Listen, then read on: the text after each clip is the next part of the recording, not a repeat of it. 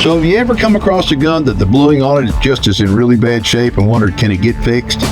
When you hunt, you're exposing your guns to the elements, and if you don't take care of it properly, this is what you can expect.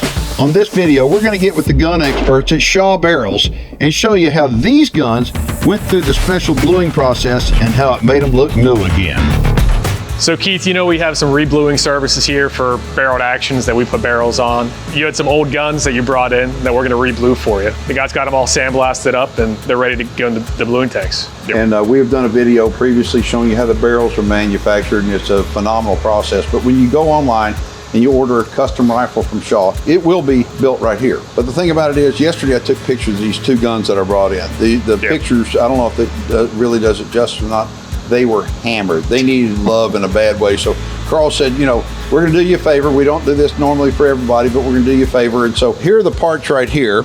And they, I guess y'all had to blast them, didn't you? Yeah, so the guys disassembled them, sandblasted them, cleaned them up, got any burrs and nasty stuff off of them. They're ready to get blued. And so now we're gonna put it in the bluing process and show you a before and after, thanks to the folks here at Shaw. Okay, we got the handles on. The first step is over to the degrease tank. The parts will soak in here for about 10-15 minutes at approximately 160 degrees. It will clean all the grease and all the dirt out of the barrel, off the metal. It's important for all parts to be totally submerged to get cleaned. The bluing solution boils at about 290 degrees for the bluing process to work properly. You definitely don't want to get it on you. Now that the parts are nice and clean, we'll take them out of the degrease tank very carefully, rinse them off, and then into the bluing solution for about 15-20 minutes. Check the parts, make sure they're blued real nice. That's pretty good. Drain the water. Put them in the oil for a little while. Now that it's soaked in the oil for about 20 minutes, we take it out. The oil helps to preserve it a little bit. The oil's hot, so it heats up the metal and soaks into the metal.